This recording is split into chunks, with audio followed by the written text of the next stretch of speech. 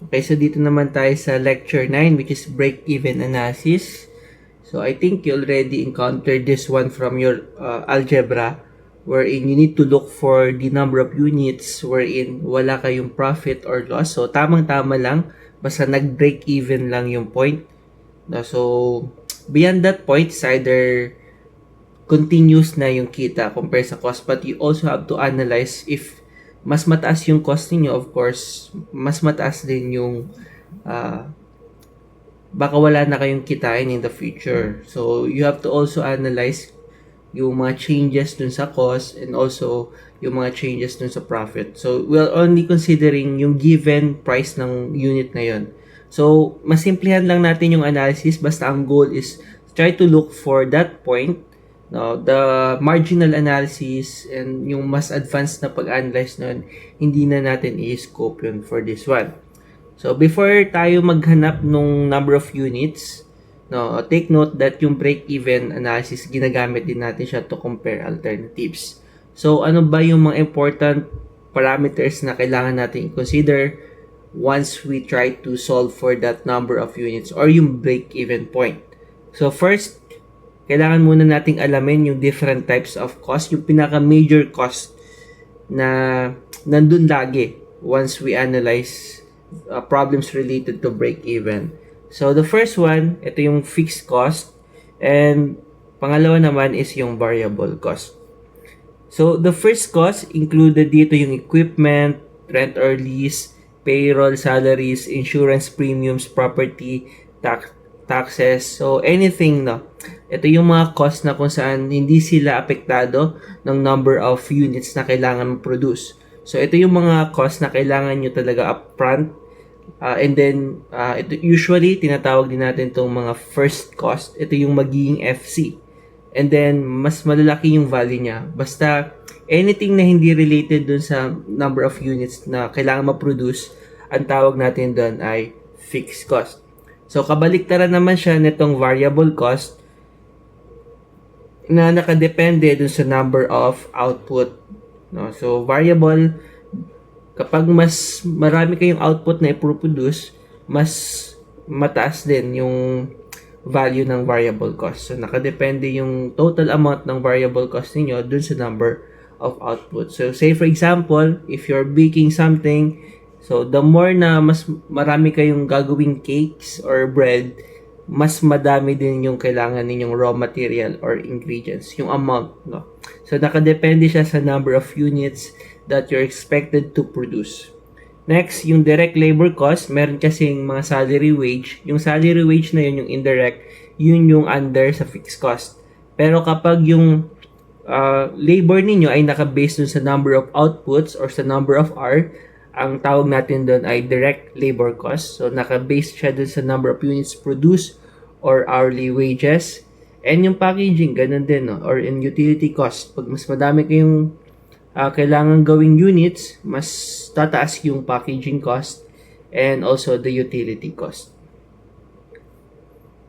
Okay, so the third one naman is usually hindi siya sinasama sa initial accounting, but it just comes, no, somewhere along the way, biglaan, no. If you want to expand your business and then kasi nakikita ninyo na kailangan mas madami na kayong ma-produce, maraming demand, so nag-decide kayong mag-expand, no, and then dito na mag-fall yung incremental cost. So sometimes somewhere in between na nangyayari to or nadi-defer, na hindi siya kino-consider sa start. So yun yung tinatawag nating incremental cost. No, kung gusto niyo mag-advertise para since na-observe niyo na wala masyadong benta, so under siya ng incremental cost. So these are the additional costs associated with the specific business decision. Okay, so meron naman tayong tinatawag na marginal cost. Ito yung mga extra cost incurred to produce one additional unit of product. So these are the additional cost.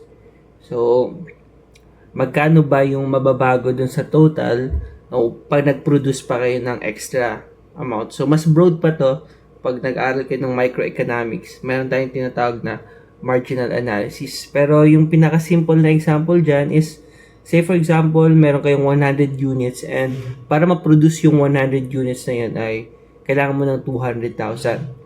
But if you produce additional 1 unit, magiging 202,000 na yun.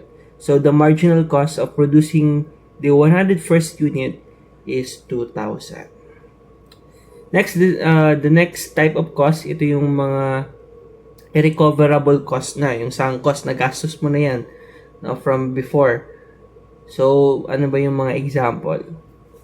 So, isang example nito is kapag may binili kayong something and then hindi nyo na-achieve yung intended purpose nun. Basta nagamit mo na siya or nakuha mo man yung intended purpose or hindi, basta nagamit mo na yon, na gumastos ka na ng pera na 5,000 kung magkano man yun, ang tawag na dun ay sunk cost. So, something na hindi mo na siya marirecover, it depends na lang kung positive or negative yung benefits or impact dun sa'yo. So, yun yung mga tinatawag nating sunk cost. Okay, so yung opportunity cost naman, ito ay kapag meron kayong mga options or alternatives when you compare alternatives. So, of course, meron kayong pipiliin. No, once you try to evaluate, no, meron kayong option A. Say, for example, pinili yung option A, magkakaroon kayo doon ng opportunity cost. And then, yung opportunity cost na yun ay nanggagaling doon sa mga benefits na makukuha mo sana pag mas pinili mo yung hindi mo pinili. So, yung parang next best alternative. So, yun lang yung definition ng opportunity cost. Ano ba yung mga example? So, a student chooses to go to college which costs tuition and other fees. Yun yung first option, pero yun din yung pinili ninyo. So, yung second option na hindi napili, kagaya ko, yung hindi ka napili, yun yung pag-work. So, pag-work, ano ba sana yung mga expected mo na benefits? So, of course, kikita ka doon, magkakaroon ka ng sahod.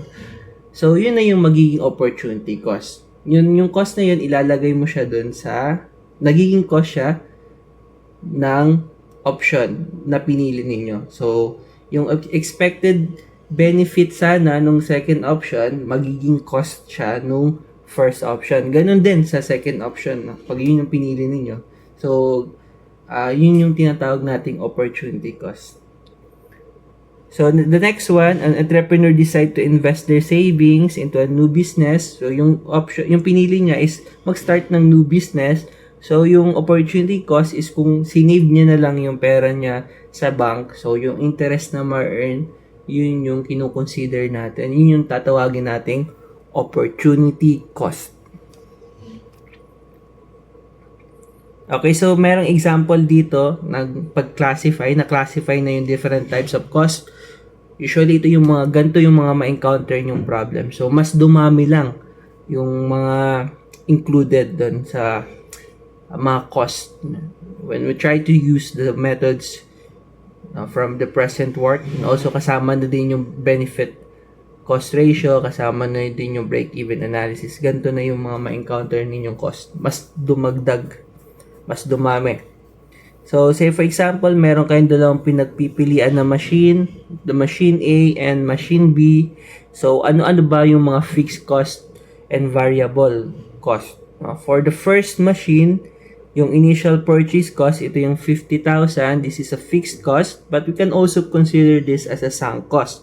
Kasi existing na yon, nabili mo na yung equipment na to. So, yun yung tinatawag nating sunk cost. Market value today, kapag binenta mo, $15,000. And then annual operating cost per year, meron siyang 10,000. Expected units na kailangan ma-produce, 10,000 units. So, 5 years na lang yung pwedeng magamit ninyo yung existing machine na yon. And then after 5 years, meron siyang salvage value na 2,000. Ngayon, ano naman yung naging opportunity cost? So, yung opportunity cost is yung 15,000 if you decided na i-keep yung machine, if yun pa din yung gagamitin ninyo. So, of course, meron ka na agad ng opportunity cost kasi mas pinili mo i-keep yun, no? Nag-stay ka sa kanya. So, yung kikitain mo sana kung lumipat ka na sa iba na 15,000, naging opportunity cost na yun. Hindi na siya benefit. Pero kung binenta mo yun, magkakaroon ka na 50,000. Okay, so for machine B, ano-ano naman yung cost under this machine? So, initial purchase cost, 60,000. This is a fixed cost, pero hindi pa siya sunk cost kasi hindi nyo pa naman siya nabili. No, annual operating cost, meron siyang 6,000. 10,000 din yung expected production capacity. Lifespan is 5 years. Salvage value is 5,000. And then meron siyang mga additional benefits to improve efficiency, saves 1,000 per year in downtime cost as compared to machine A. And then yung incremental cost naman, ito pwede nyo din tong gawing opportunity cost nung machine A. Kasi pag pinili nyo yung machine A, so wala na din tong 1,000 per year no, from machine B. So pwede nyo siyang gawin as opportunity cost. Ano yung incremental cost? So, ito yung 3,000 are required in the first year. So, first year lang naman. So, sa first year lang naman kaya siya naging incremental. So, hindi siya laging magkakaroon ng ganong cost. Pwede ding somewhere in between. Gusto nyo pang i-train na after 3 years, may huge training kayo, malakihang training dun sa mga employees ninyo. So, we can consider that as an incremental cost. Okay, so dito naman tayo sa break-even analysis. Okay, so for break-even analysis, ito lang naman yung analysis wherein we need to look for the number of units wherein we make the cost be equal dun sa revenue. So, depende siya sa number of units. So, of course, sa cost, nandun yung mga fixed cost and yung mga variable cost. And sa revenue, nandun yung expected revenue per unit. Kung magkano siya ibebenta times the number of units. Ganun lang din naman yung equation. So, beyond that, basta yun yung pinaka-minimum mong kailangan para kumita. Pero, beyond that point, it's either continuous na yung kita, no? And then, pero hindi tayo sure kung ano yung maximum number of units kung magbe-benefit talaga tayo. So, nakadepende pa din yan sa other variables, sa marginal cost, and then dun sa mga equations na gagawin ninyo. So, usually involved na yung calculus dyan kung ano yung maximum talaga na optimum na kita kung saan nandun din associated yung number of units. So, it's either parang mas malaki yung benefits na makukuha ninyo compared dun sa cost. So, para mangyari yun, kailangan yung equation ninyo ay pwedeng ma-differentiate, no? So, usually, yun yung mga involved na equation kasi dapat curve siya. So, kapag curve, dapat x squared quadratic yung equation. So, kapag linear lang, break-even analysis, yun lang yung gagawin. So, the number of units kung saan magbe-break-even lang siya. Hindi pa yun yung maximum. Basta, it's either, pag break-even point, wala kayong loss, wala ding gain. So, yun lang yung focus muna natin ngayon.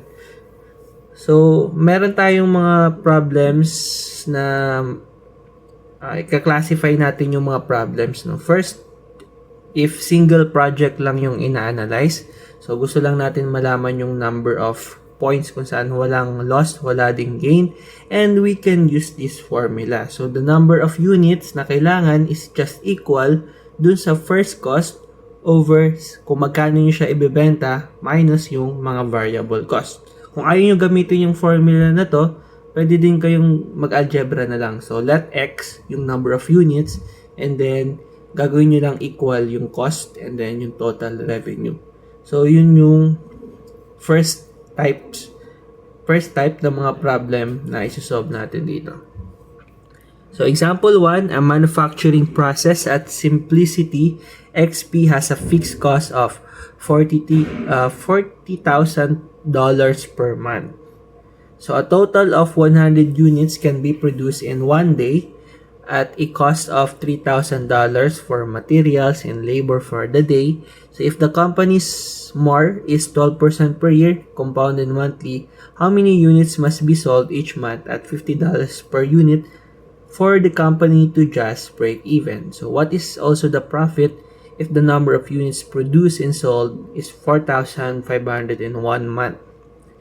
Okay, so to solve this problem, the first thing you need to do is to analyze. You have to pick kung alin dito sa given yung i-consider as fixed cost, ano naman yung mga variable cost. And then kung ano ba yung hinahanap. So, gawin na natin, solve na. No? So, the solution for these problems, we identify that the fixed cost is yung 40,000 per month. So, yung timeline lang natin is per month. The variable cost, ano ba yung binigay sa problem? So, the variable cost is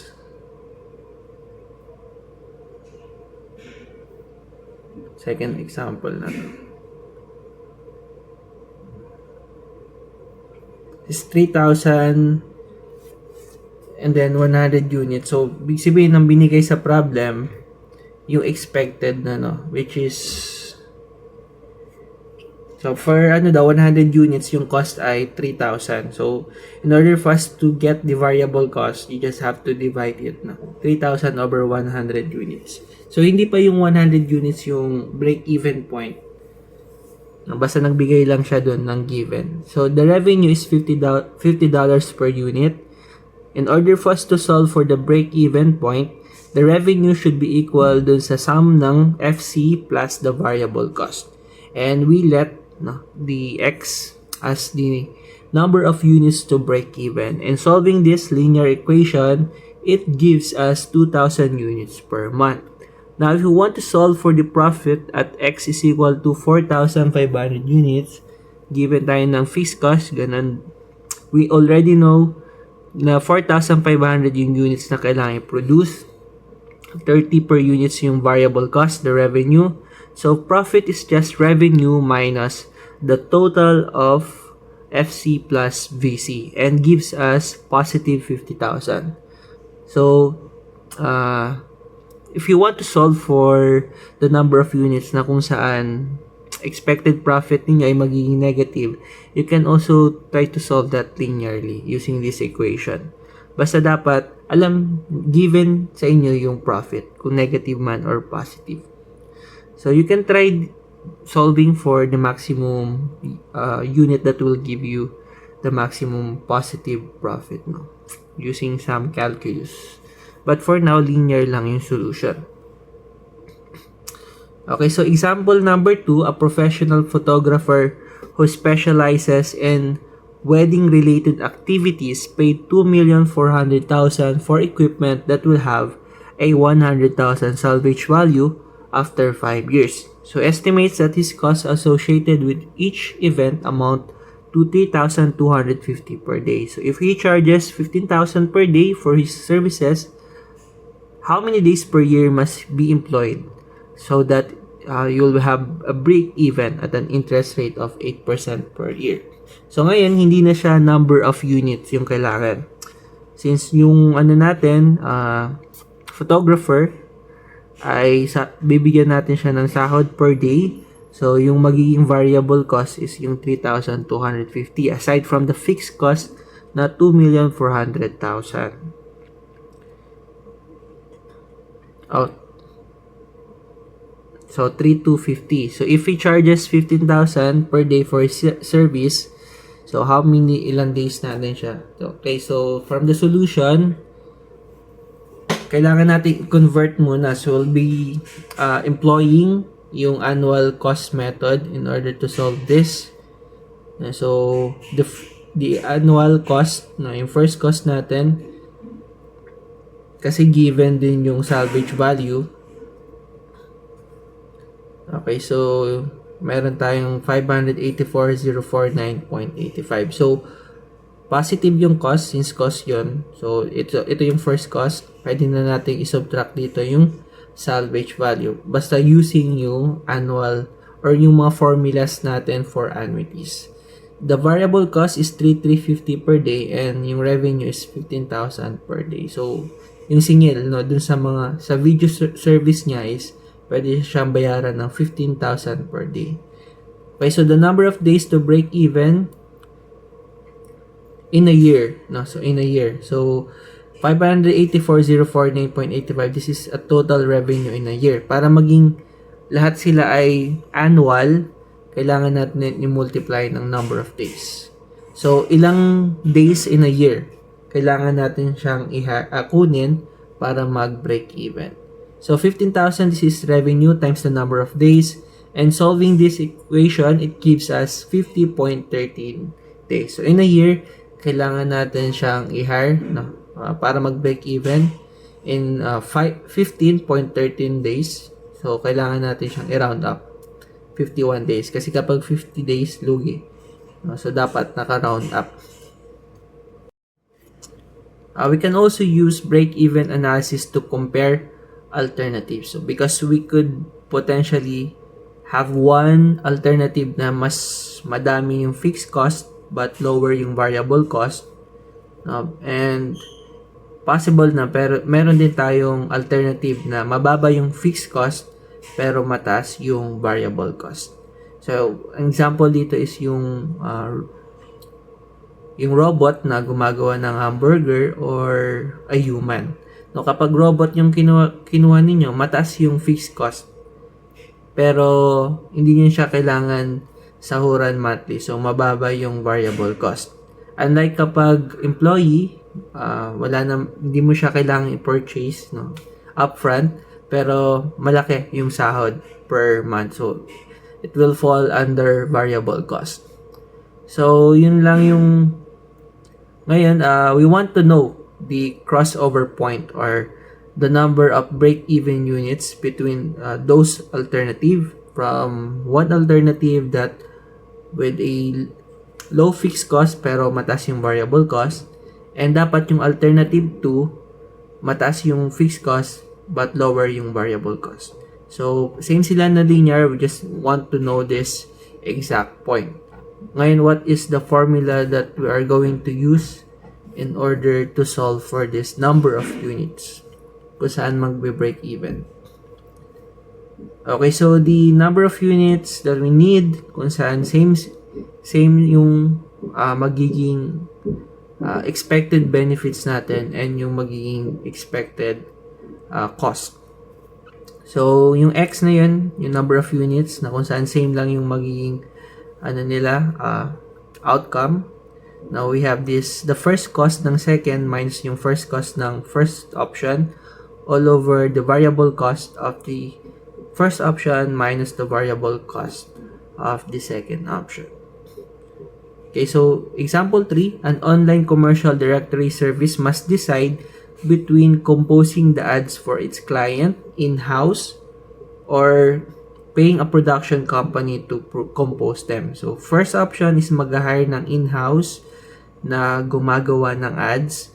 And the second option is paggawa na lang sa ibang production company. So, further, dito sa problem, to develop the ads in-house, the company will have to purchase computers, printers, and a database management system at an estimated cost of $42,000. It's a fixed cost. Kailangan magbili ng mga equipment. So, this equipment will have a useful life of 3 years, after which it will be sold for $2,000. So, this is the salvage value. The employee who creates the ads will be paid $55,000 per year. So, babayaran pa siya ng $55,000 per year. Tama ba? So, in addition, each ad will have an average cost of $10. Okay, so meron pa siyang 55,000 per year. Pero yung ads na magagawa niya, it will cost $10. The second option, the company can outsource development at a flat fee of $21 per ad. So, medyo pricey. So, ito yung expected, no? Ito. So, mahal siya, no? So, yung ad na yun per ad dun sa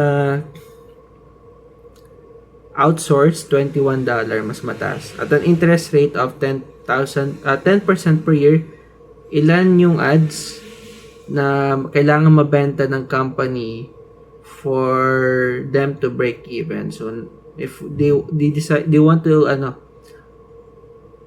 have an in-house, so, yun yung magiging option. Mag-in-house, but they need to have this first cost na $42,000 and babayaran pa yung employee. So, let's try to solve this. So, in-house. For in-house, yung mga fixed cost na kasama is yung mga equipment na $42,000. Same na annual work. Plus, meron pa kayong $55,000. And then, yung minus $2,000 na is for salvage value. So, $55,000 is yung bayad ninyo for the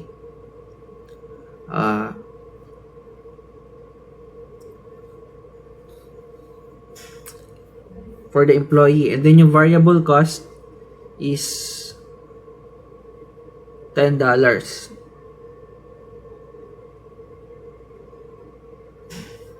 So ito yung variable 10x, and yung for the second variable cost is 21x. So lahat yun ay cost. So, ngayon, hindi siya gumamit. Pwede nyo gamitin yung equation, pero pwede din na equate ninyo yung cosines, yung costs, and then yung costs kapag nag-outsource. So, yung total cost kapag in-house, we have the annual 71284.592 plus additional variable cost. And then, $21. Lahat cost no yung kinonsider. But you can also use the formula. Okay, so let me check if kapag ginamit yung formula, which is FC2 minus FC1.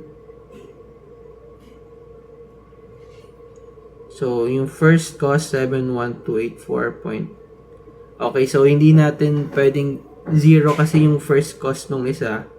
So, lahat ng values natin dito is lahat ay naka-variable cost lang. No? So, we can assume na 0 yung first cost ng isa since wala naman siya ng first cost, and then subtract natin 21x minus 10x. Okay, so same lang kahit yung formula yung gamitin, but make sure na 0 lang din yung first cost ng second option. So, same na, ang makukuha natin dun is 6480.41, and we need to round up. So, we'll have 6481.